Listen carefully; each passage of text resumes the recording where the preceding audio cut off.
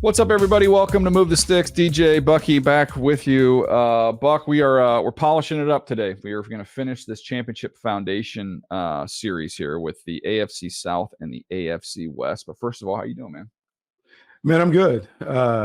Look, I'm really excited about training camp kicking off. I'm excited to get back to the season. And this little exercise that we're taking on, where we're looking at all the rosters, checking out the blues, and just discussing it, kind of whet's the appetite for when the football really kicks off in a week and a half.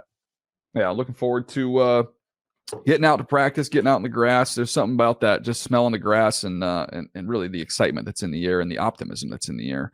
For those that don't know from our days scouting, Buck, I know we've mentioned it before, but it was always interesting to me when we would go on those August visits, the difference in mood versus when you would go in there maybe in an October or November visit after some of the scars had shown up on some of these coaches. Yeah, no, it is always kind of fun to get to this part of it. But you're right, like you get all the great information, all the stuff ahead of time, and then it inevitably changes once the wins and losses. Oh, this guy's going to have a great year. You're going to love him. He's going to play in the NFL for 10 years. He's one of the toughest guys. He's going to be – I think he'll be the best player in the conference. And then you come in there in November, you're like, this guy's not – he doesn't work. He's not tough. You know, he cost us this game. He didn't do that game. I'm like, what happened to this guy being the best player on the planet, the best leader that you've ever seen? Yeah, it is funny. And I just remember because – like as scouts, we always keep notes, and you are one who uses multiple pens, but you have the first visit written in one pen and you get the background information. Then you take another pen with the second visit. And sometimes the information is different, even though we ask the same questions. Sometimes the information is a little different that second go around, depending on how many losses the team is taking. Yeah, a lot of times too, it's like, we can't block this guy. We can't block him. And it turns out, it wasn't that he was good. It's just the guys you got blocking aren't any good. And now we've seen that over the course of a few games. But anyways, always enjoyed that time of the year. All right, Buck, to reiterate, if you're just checking us out here, we are doing a Championship Foundation series, which is where NFL Research, our buddies there, have come up with the categories here to put these guys in. It was kind of something we spearheaded, something that we talked about on the pod for a long time, is what is a championship foundation? And the way we came up with it was, okay, what's the core you need to win? You need a quarterback. You need 3 offensive playmakers, could be a variety of running backs, receivers, tight ends, however, but you need 3 of those. You need 3 quality offensive linemen. You need 2 pass rushers, could be outside guys, inside guys, or a combination. And you need 3 defensive playmakers in the back end, so linebackers and secondary. So we limit it to just those spots. You've got to put a name in each one of those slots here. And that's what we've determined is kind of the championship foundation. So then we have colors to give you an example of what each team looks like. So blue chip player, top 5 to top 10 player at his position in the league, elite player.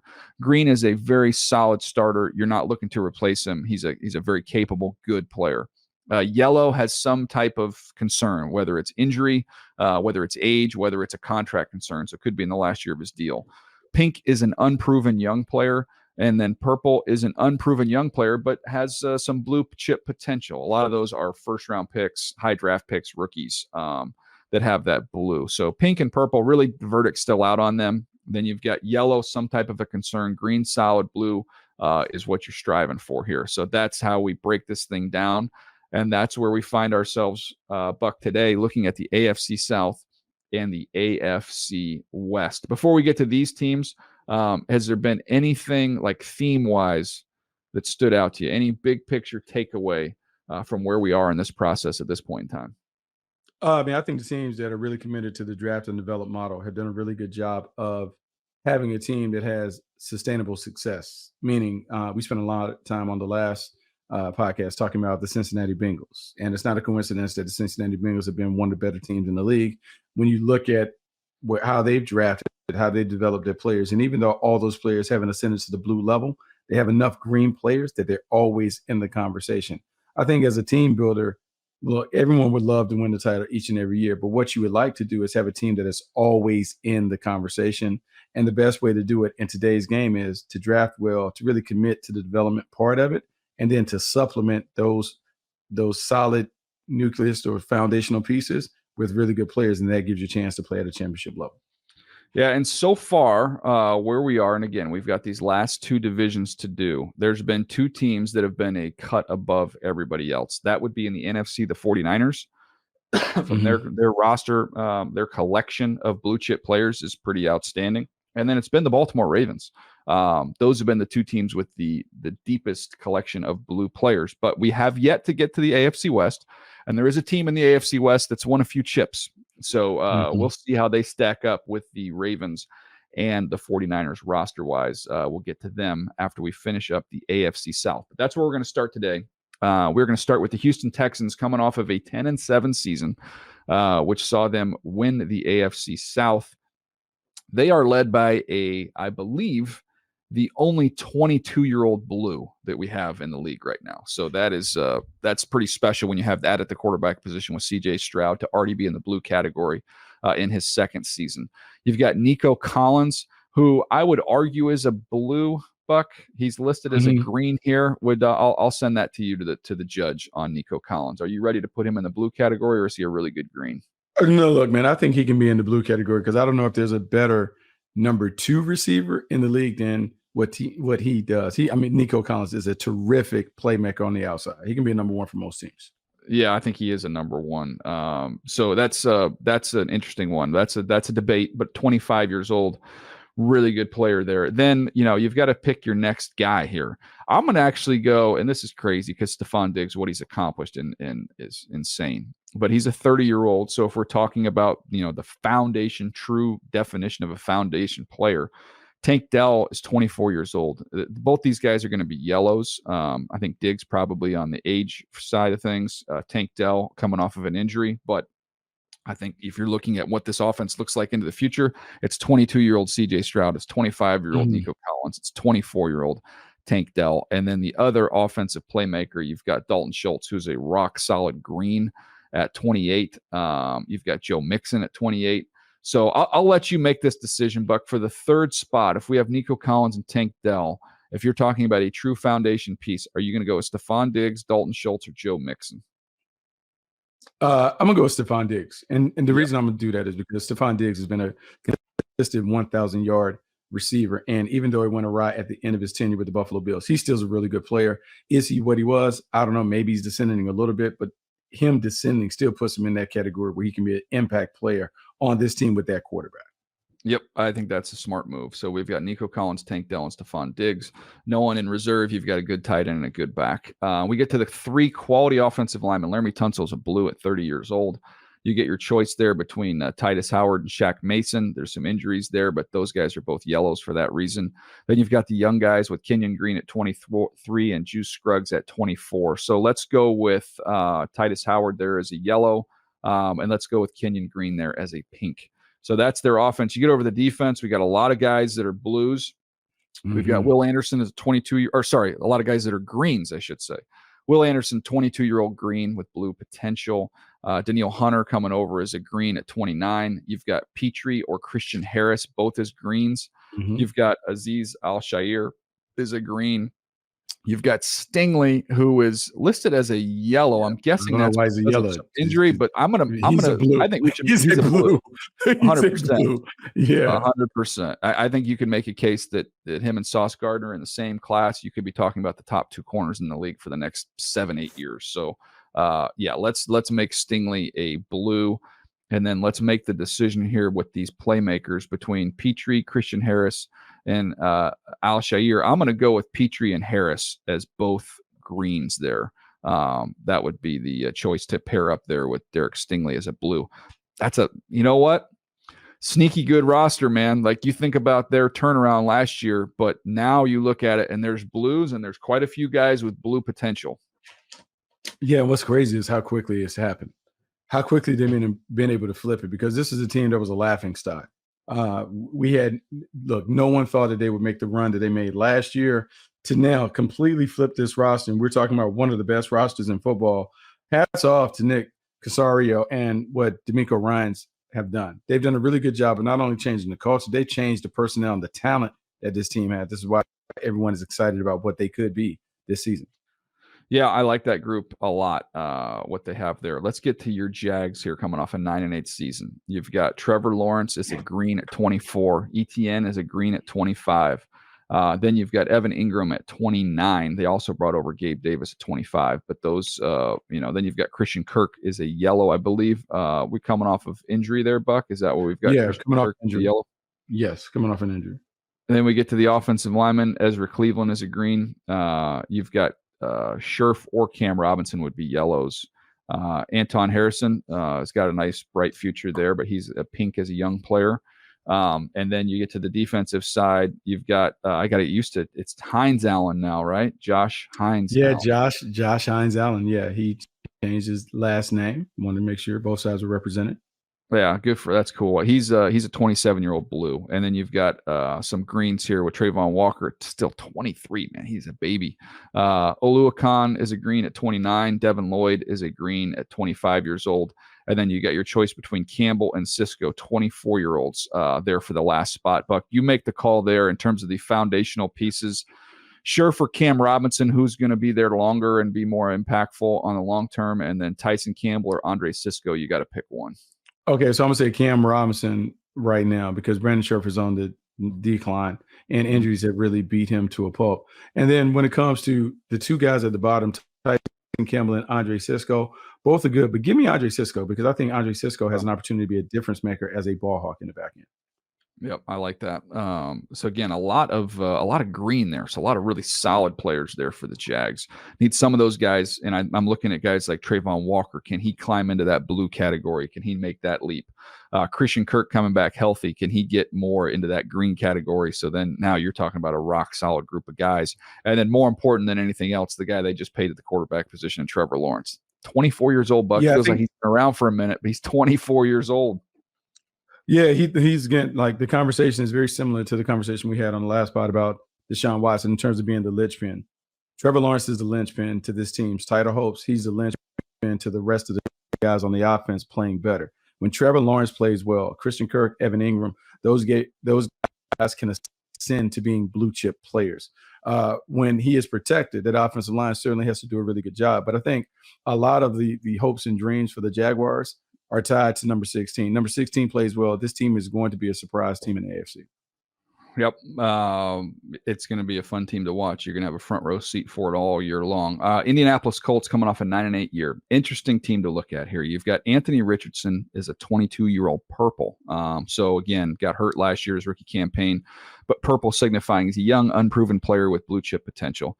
You've got Jonathan Taylor is a blue at 25 years old. You've got Michael Pittman as a green at 26. You've got Adonai Mitchell at 21 years old, one of the youngest players in the league. He is a purple. Then you look at the offensive lineman. You've got Quentin Nelson as a green. You've got Braden Smith as a green, and you've got Ryan Kelly as a yellow. So that's the offensive line. And then you get to the pass rushers. Kwity Paye is a green, really good young player at 25. And then you've got Buckner at 30 to go along with Ebukam, but let's keep Buckner there. And then the defensive playmakers, you've got Kenny Moore at 29. You've got Julian Blackman and EJ Speed. You've got your choice there of a couple yellows, and Juju Brents as a purple. So when I look at this team, Buck, the three things that stand out to me are the high upside young guys they have that haven't proven anything yet. But man, Anthony Richardson, Adonai Mitchell, Juju Brents, these guys are athletic freaks with literally limitless potential. So what can they get out of them? How close do guys like that get to their ceiling? I think that determines what we get with the Colts. Yeah, the Colts are with the Colts. Yeah. Yeah, the Colts are funny because we talked about their draft process and how this is a team that is really going after all the athletic freaks the last couple of years in the draft. And what they really put their hopes on is that their coaching staff can develop them. And you see very quickly that they have certainly developed these guys to a point. They have some intriguing pieces, some pieces that have the potential to go to the next level, but they need some more seasoning. And a lot of the Colts success will be tied to Anthony Richardson. Anthony Richardson is the biggest freak of them all when it comes to his athletic gifts. They've talked about what he's done in the offseason, how he's really dug into the quarterback position. And if he's able to take that natural talent and put it together where we see it in the performance and the production. The Indianapolis Colts team is tough, man, because they have some people that can really tilt the field just with their explosiveness due to their athletic attributes. But if the quarterback develops like they expect him to develop, they're a problem. They're going to be a problem. Yeah, I'm looking at these teams in this division, and I'm kind of summarizing it this way. Houston Texans, ready-made. They have a lot of blue and green on their foundation here. They are ready-made. They are ready to roll. The Jacksonville Jaguars, the theme would be that the Jim Collins book, Good to Great, right? They've got a lot of good. They need some of those guys to transition into the great category. That's how I would summarize the Jags. The Indianapolis Colts, it is wide open. It is boom or bust. It is take the driver out of the bag. It is hero or zero, however you want to phrase it, Buck. But they have the most variance of what they can be at their best and what they could be at their worst. I feel like there's more distance between those two than the other teams we've mentioned. We'll get to the Titans here in a second. I mean, they're going for it. They have the ability to go for it. And look, man, no risk it, no biscuit. That's the approach that they're taking. And if their guys hit, they're going to hit in a major way, because we talked about size, speed warriors. They have all of those guys. It's just a matter of putting together and teaching those guys how to play football and play as a unit.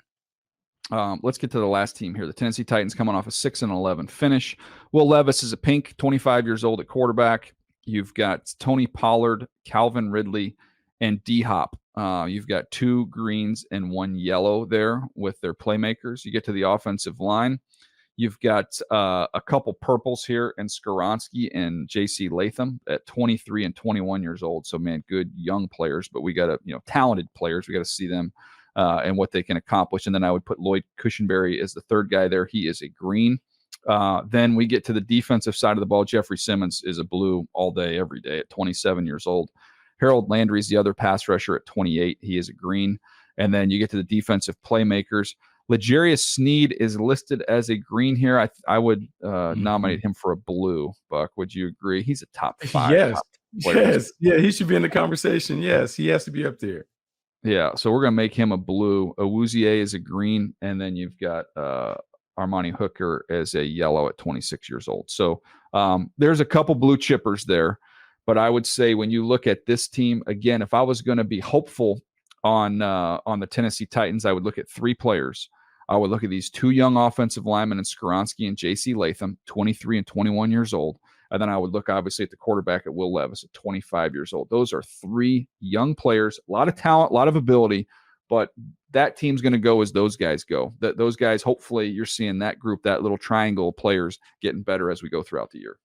Yeah, no, they're funny because they have the young players in place that are ready to go to the next level. And then they have some older players who have to continue to play at a high level. And I would say this. I would say Calvin Ridley has to play in a blue category for them to get what they want on offense from Will Levis. DeAndre Hopkins continues to defy expectations and odds, because most of us thought that he would be a descending player at this stage of his career, but he continues to play well. So if Hopkins and Ridley play well, they're going to help the quarterback play well. Then on defense, Denard Wilson, the defensive coordinator, he has to find a way to get these young guys to be more impactful around Jeffrey Simmons. Jeffrey Simmons is the straw that stirs the drink, but he needs Harold Landry and those guys around him to also contribute. But the move to get L'Jarius Sneed, a true number 1 corner on the outside who can play man-to-man, because this team wants to put their hands on wideouts on the outside. If they can bring back, and because you were the Baltimore Ravens, if they can bring back that Tennessee Tyrants attitude where they felt like they could beat everybody up, that's when the Titans are at their best, when they're playing that brand of play. And even though you may have a new coach, I think some things are like franchise traditions, and that style of play has always been traditional when it comes to the Tennessee Titans. No doubt. It's a team that I think when you stack it up in the division, just in this exercise, feels like the 4th team. I don't think there's, tremendous pressure on them right now. New coach, new general, newish general manager there in Rand, so it hadn't been there too long. So I think there'll be some patience here, especially the Derrick Henry era being over. I think there's going to be a little bit of transition here, but hopefully, again, what you see at the end of the year with these young guys is better than what you see at the beginning of the year. Like, that's got to be the hope if you're a Tennessee Titans fan. All right, let's take a break. When we come back, I mentioned the Niners and the Ravens have been the most talented, the most blue-laden teams that we've gone over. Will they be overtaken by the Kansas City Chiefs? We'll get to them in the AFC West right after this. All right, Buck, let's roll through it here. The Kansas City Chiefs, a lot of blue here. Patrick Mahomes, 28-year-old blue. He's the bluest of the blue. Travis Kelce, he's 34 years old, but I don't see drop off there. So he's still a blue, still an elite player. The other offensive playmaker spot, you've got Rashee Rice or Marquise Brown, both as yellows, for different reasons. But, you've got talent there. I think Rashee Rice, what he showed last year as a player on the field, there's a lot to be excited about. Just needs to be a little bit better off the field. Then we get to Pacheco is a green. Then you get to the three quality offensive linemen. Creed Humphrey's a blue. Trey Smith's a blue. Mm-hmm. And then you've got Joe Thuney, who is he's listed as a yellow here, but you can make a case that when he's at his best, he's a greenish bluish player. Mm-hmm. Then you get to the defensive side of the ball. Chris Jones is a blue. Karlaftis is a green at 23 years old. Trent McDuffie is a 23-year-old blue. Nick Bolton is a 24-year-old blue. And then you've got your choice there between Cook, Justin Reed, and Leo Chenal. I'd probably go Leo Chenal, just as a 24-year-old. Is a really good player as a green. It's a lot of blue, Buck. That's a lot of blue represented there with the Kansas City Chiefs. Yeah, a lot of blue. And a lot of times people are being disrespectful when they just kind of paint it like it's Pat Mahomes and company. Pat Mahomes is terrific, but this is also a very well thought out, well organized and choreographed roster where the pieces of the puzzle fit. You talked about the offensive line, and that's where I kind of like to focus. Creed Humphrey, Trey Smith, Joe Thuney, like those guys. You talk about potentially three blues at the line of scrimmage. They make life easy for not only Pat Mahomes, but for Isaiah Pacheco to be able to do his thing. The question mark that you have is, what is Rashee Rice going to be? Because for them, he's playing like their number one receiver last year. You have the issues off the field, but if he comes back, he's available. You now put him with Hollywood Brown. You have Xavier Worthy. This offense has been pedestrian the last couple of years. They could go back to being what they looked like when Tyreek Hill and Travis Kelce were in their primes. Defensively, Chris Jones is the guy, but Karlaftis, Trent McDuffie, Bolton, Leo Chenal, they have a really good defense. This team is tough, and they could pull off what has not been done to three-peat just because the roster is really stacked from top to bottom. We could talk about their motivation and can they avoid complacency, but talent-wise, they certainly have the talent in place to pull it off.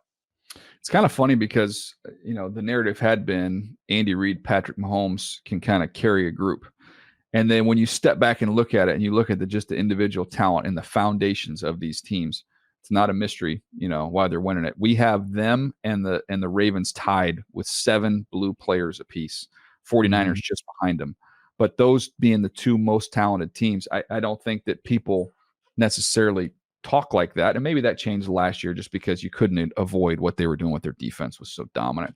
But this is a team that not only has the best, you can make a case, has the best quarterback and the best coach in the entire league. They have continuity because they've been together, and they also just happen to have the best championship foundation aside from those two pieces of anybody else in the entire league. Them and the Baltimore Ravens are stacked. Yeah, they are stacked. And they just continue to get better and better and better. And I say what's scary about them is they removed some pieces around Pat Mahomes the last couple of years, and I think that made him better. Now when you reinsert talent around him, he has the ability, I would say, as a basketball player, he can hit you with the layup and the drive, he can hit you with the mid-range, and then he can do the three-point shot. He has all of those things at his disposal this year that he didn't have in previous years. That is problematic for defensive coordinators trying to come up with it. And he has the luxury of knowing I don't have to force things because I have a defense that's good enough to get stops and give me more opportunities at it.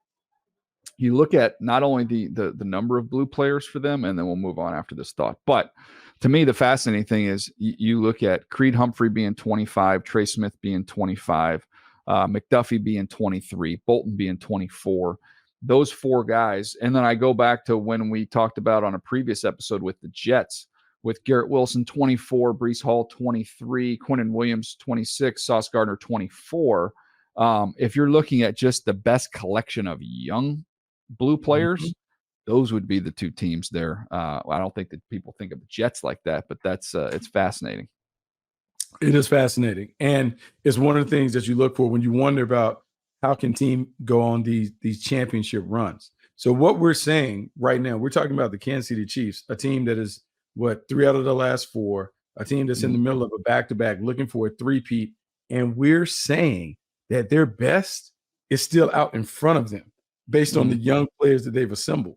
So for the next, let's just see, 3 to 5 years, this team is going to be in the conversation, not just because of the quarterback and the coach, but because of the other young players around those guys. Makes it fascinating to watch and to see how much are they going to win? How many are they going to win with the talent that they have in place? I mean, the quarterback's got another 10 years of prime. I mean, he's going to be in his late 30s and still be, playing at a very high level. It's really the two players you keep an eye on there. If you're looking at what's the hope that people may have, is that maybe this at 34 years old, this is the time we start to see some drop off with Kelsey. Maybe at 30 years old, Chris Jones, maybe where there's some signs of slippage there. But even with that being the case, we've referenced it, they still have a lot of other good, strong, core, talented young players there for the Kansas City Chiefs. All right, let's get to the next team here. The Raiders coming off an 8-9 year. Aiden O'Connell is a pink, 26 years old. Devontae Adams is a hanging on there as a blue at 31. Jacoby Myers is a green at 27. And then you've got Brock Bowers as a 21-year-old, one of the youngest guys here, as a purple. Excited to see him play. Get to the offensive line. You've got a solid green there with Colt Miller at 28. Jackson Powers Johnson with a rookie, again, a 21-year-old, will be a purple. And then we'll go with, we go with Parham there, I guess, with the next one is a pink at 25. Get to the defense. Max Crosby's a blue all day long at 27. Christian Wilkins, Buck, he's a green on here. I mean, I would argue that he's a blue. Would you fight that notion? You got paid as a blue. No, he's a blue. He's a blue. Yeah. 8.5 sacks from an interior defensive tackle position. Yeah, he's a blue player. Yep, I'm with you. So then you get to the playmakers in the back end. Here's where you need some guys to step up here. Jack Jones, Merrick, and Nate Hobbs, all listed as yellows here. So for different reasons. Jack Jones has just had some stuff off the field, but he's he is very, very talented since he came into the lineup there. I saw it firsthand in the Chargers game. But you look at this team, I think to me, that's the thing that jumps out is they need secondary players and they need their back half linebackers in secondary. They need some guys to emerge there and prove that they're better than we expect. And I also think they're going to rely on two rookies with Brock Bowers, Jackson Powers Johnson. I would argue, Jacoby Myers is a really solid player, but you could also keep an eye on, they've got another tight end there from Notre Dame they could throw in the mix there, Michael Mayer. Yeah, look, the Raiders are intriguing just because of some of the players around Devontae Adams that can still emerge. Brock Bowers being what some of us would say was maybe the best player in the draft. So you have an opportunity to put him and Michael Mayer together to give you a dynamic 12 personnel package. Jacoby Myers playing at a green level alongside Devontae Adams. All those things are good. You hope that you can get some emergence from their offensive line where they can just play better than what the expectations are based on the color code. Defensively, to me, Max Crosby and Christian Wilkins could be the best 1-2 punch that we've seen inside and outside. If they play to their level, they're going to make everybody behind them play that much better. It's a team that's not quite there, but they're just good enough to snatch down teams that are better than them, i.e. the way that they played the Kansas City Chiefs last season, I think on Christmas Day when they were able to get a win. They can knock off some of those teams. And so we'll see if AP can get it going. But right now they have just enough to be a dangerous threat in the AFC, not necessarily to win it, but to make every game very, very competitive. And then for them to knock off a couple of teams that might be listed as better than them. Yeah, duo-wise, I don't know. There's a better one in the league, inside outside, than Max Crosby and paired up with Christian Wilkins. That's going to be fun to watch those guys play together and see what that looks like defensively for the Raiders. Again, need some young guys in the linebacker secondary positions to emerge and step up. Let's get to the Denver Broncos coming off an 8-9 season as well. Bo Nix, we're going to go ahead and throw him in there as a starter as a 24-year-old. He is a pink right now.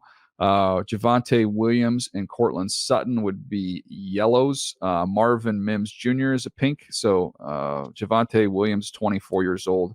Mims 22, Sutton 28. Then we get to the 3 quality offensive linemen. Quinn Miners just got paid. Good for him. 25 years old. Green. McGlinchey's a green at 29. Garrett Bowles is a yellow at 32. We get to the 2 pass rushers. You've got Zach Allen's a really good young player at 27 years old. You've got Nick Benito or Jonathan Cooper. You've got your choice there. They would be pinks, 24 and 26. Pat Surtan's still 24 years old, man. He's young. He's a blue. Alex Singleton as a playmaker at 30. And then you've got Cody Barton as a playmaker. He is 27. So you need some complementary pieces to step up around Pat Surtain in the secondary, Buck. And then otherwise, I mean, all eyes are going to be on Bo Nix in that quarterback position. However that shakes out, they need those guys to play well. Yeah, they do need those guys to play well. And, this is a roster that is, I would say, in transformation. Like, they're trying to kind of make it over. They're trying to figure out what the pieces are around them. And Sean Payton is hoping that he can coach them well enough that he can manage the game and eke out a few wins. Bo Nix is going to be interesting because Bo Nix should be the day one starter. Bo Nix comes with more collegiate starts than anyone in NFL history. He should be able to jump in there. And if he's able to jump in there and play what we call small ball, dink and dunk, get it to some of the playmakers on the outside while they run the football, they should be able to stay in games. We just saw Manners get paid. They paid big money a season ago for Mike McGlinchey. They got to get those guys playing. They need Garrett Bowles to hold on and just play at a solid level. And then defensively, it's on Vance Joseph to try and take these pieces and find a way to get some production. They don't have a high-level pass rusher, which is difficult. So they may be more coverage than rush. It can be done in the league, but it's a lot harder to cover these guys on the outside given the way the rules are. But Vance Joseph can trick it and kind of scheme it up. But Pat Surtain is the linchpin to the way they will have to play with this approach where they have to be more coverage-based and pressure-based. Yeah, I think it's interesting to look at. A lot of their best players are really young, so that's the encouraging thing. They need these guys to be taught properly. As you mentioned, some of the pieces they have in place on the coaching staff are well known for being good developers, so that's going to be huge for them. Those young guys starting to climb and develop for the Denver Broncos. I think it could be a step back before a step forward, though. You used the term transition. That would not be a surprise to me. Let's get to the Los Angeles Chargers. Coming off a 6-11 season, the Jim Harbaugh era kicks off. You've got a blue quarterback and 26-year-old Justin Herbert. The offensive playmakers, this is where the questions are, right? You've got Gus Edwards / J.K. Dobbins, wherever you want to go with there. I guess you probably have to go with Gus Edwards based off of recent health and production. As a 29-year-old yellow. Josh Palmer coming off of an injury. He's a 24-year-old yellow. And then you've got Ladd McConkey or Quentin Johnson. I would go Ladd McConkey here as a 22-year-old pink. You get to the quality offensive lineman. You've got Slater as a 25-year-old blue. You've got Joe Alt, the rookie, as a 21-year-old man, just a baby. He's a purple there. He's got blue potential as a rookie. Haven't seen him play yet. Zion Johnson's a 24-year-old pink. Then you get to the pass rushers. You've got Tui Pelotu, he's a foundational piece for them as a 21-year-old. He's a young kid. And then you've got Bosa and Mack as yellows coming off of an injury for Bosa, the age for Mack. Then the back end, you've got Derwin James as a 28-year-old blue, not coming off of his best season, but the talent's still there. Asante Samuel is a 24-year-old yellow. And then you've got Jasir Taylor as a 25-year-old pink is their nickel. So takeaways there when you look at the Chargers, Buck. Talented team. A team that there's a lot of excitement about because of the coaching. And coaching matters in this league because this team has been regarded as one of the franchises with the most talented rosters. I mean, last 5 years, everyone has talked about how talented they are. It's funny that now that they have a high-level coach that everyone respects, you don't hear as much talk about the roster. But what you pointed out is a roster that's still pretty talented. Yes, they've dumped a lot of the marquee weapons that have been household names. No Keenan Allen, no Mike Williams. But what they've done, I believe, is kind of flipped it where they really invested in the offensive line. They really, hanging their offensive hopes on the offensive line. And when I look at Zion Johnson and Joe Alt and Rashawn Slater, they're 3 guys that should be able to play at blue levels, particularly the young guys, blue levels early in their respective careers. If they get that, then they can run the football behind, I would say, a hodgepodge collection of running backs, Gus Edwards and J.K. Dobbins.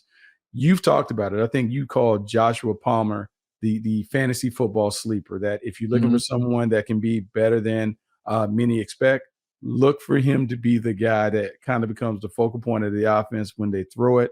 I've heard a lot of reports, not from you, but reports. They're talking about him having a prominent role, and we may not see Quentin Johnson as much. So I'm excited to see that. And then on defense, I know Joey Bosa and Khalil Mack are older, but still both are very capable of getting it done. Just look at the numbers.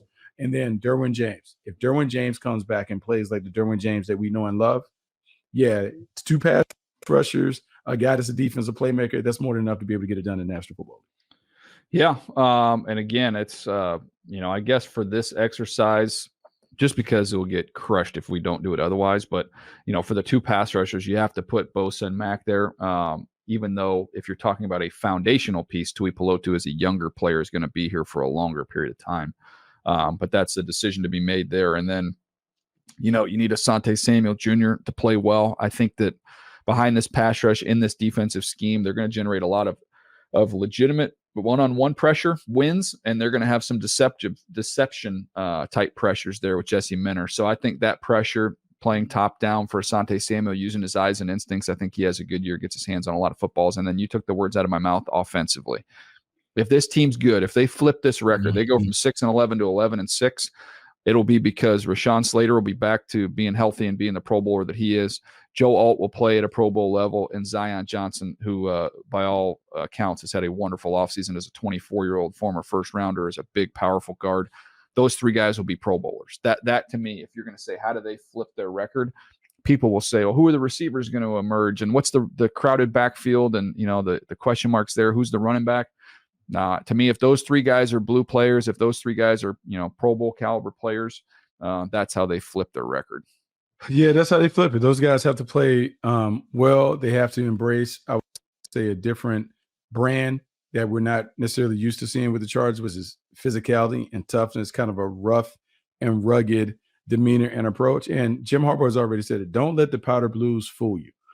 This is a team that's not going to be soft. You've heard everything about them. We have seen the product that he has produced and how he's turned around teams, whether it's in college or the pros. I expect to see the same thing from the Chargers. A lot of buzz, a lot of positivity. They got that brand new facility, the Boat. I'm sure you got a nice little office there. So I'm excited. I'm excited to kind of see what it looks like. You and your nameplate.